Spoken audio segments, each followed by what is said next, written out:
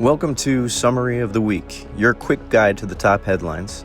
Today is Saturday, May 17th. Let's take a look at some of the news that shaped this week. Over the weekend, President Zelensky hosted the leaders of France, Britain, Germany, and Poland in Kyiv. It was an unprecedented joint visit to Ukraine for talks meant to increase pressure on Moscow to accept a 30-day unconditional ceasefire. The leaders threatened harsher sanctions on Moscow if it didn't comply by Monday. But Monday came, and Russia's invasion of Ukraine didn't stop. However, Moscow did propose holding peace talks with Ukraine and Turkey on Thursday. Zelensky promptly agreed, saying he'd meet face-to-face with Russian leader Vladimir Putin.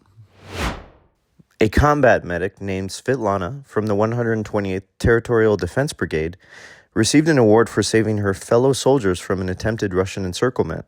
Surrounded with no commanders available, Svetlana took command, grabbed a grenade launcher, and eliminated an approaching Russian assault team.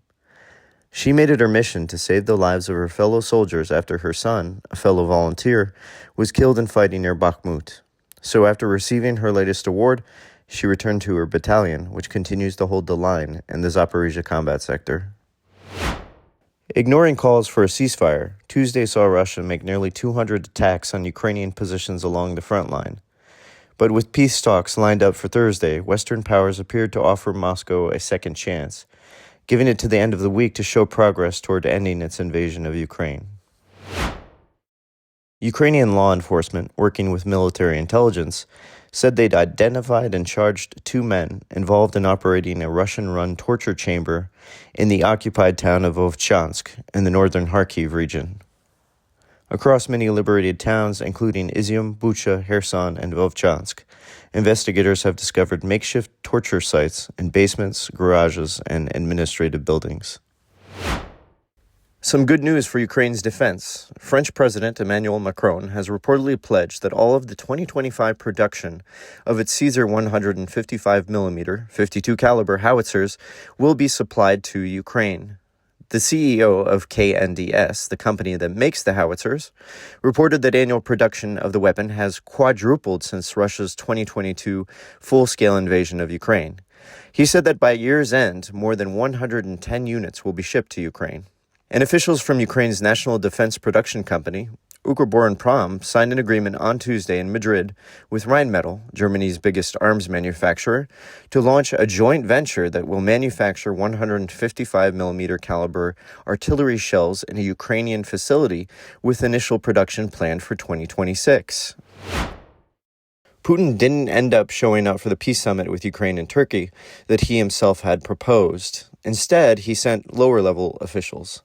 Among them was former Culture Minister Vladimir Medinsky, who is rumored to be a ghostwriter for Putin. Medinsky, attempting to highlight Russian superiority, once famously claimed that Russians have one extra chromosome, not realizing that having an extra chromosome translates to Down syndrome and other genetic diseases, depending on the chromosome affected. NATO chief Mark Rutte called it a missed opportunity for Russia. U.S. President Donald Trump, who had earlier said he might come to Istanbul if Putin went, before saying that Putin likely didn't come because he wasn't there, said on Thursday that he was not disappointed by Moscow's low-level delegation in Turkey, before adding, "I know nothing about a delegation. I haven't even checked." Trump said, "Nothing's going to happen until Putin and I get together." On Thursday, the Kremlin announced the promotion of 2 hard-hitting paratrooper generals known for pushing ahead with attacks, no matter the cost. Colonel General Valery Saluchik was named the new commander of Russia's Central Military District, which leads operations in Ukraine's Donbas region. He replaces Colonel General Andrei Morvichev, who's been promoted to lead all of Russia's ground forces. Ukrainian prosecutors have claimed that in the early months of the war, 400 to 800 Ukrainian civilians died at the hands of 36th Army soldiers under Saluchik's command, some in random killings, and others in massed executions taking place primarily in the Kyiv outskirts towns of Bucha, Borodyanka, Morshchun, and Motyzhin. Ukrainian officials have suggested Mordvichev, the commander of Russian forces, assaulting the encircled major city Mariupol from February 24th to May 20th, 2022, is complicit in the deaths of at least 20,000 civilians by military action, cold, starvation, and sickness. Explosions were heard across Russian-occupied Crimea on Friday morning, with reports of strikes on multiple Russian military bases. According to the Ukrainian partisan movement, Atesh, which helps the Ukrainian military aim its fire, targets included the base of the 126th Separate Guards Coastal Defense Brigade of the Russian Black Sea Fleet and the 8th Separate Artillery Regiment. While the extent of damage wasn't available at the time of this report, social media was filled with images of explosions.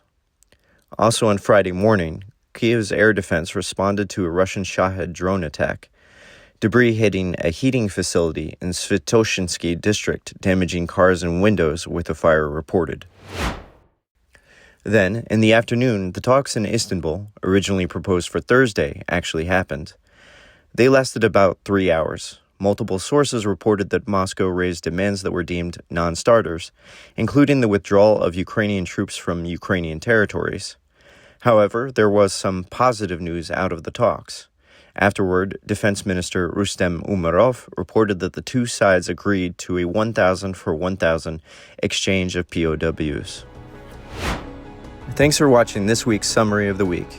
Don't forget to like, subscribe, and stay informed.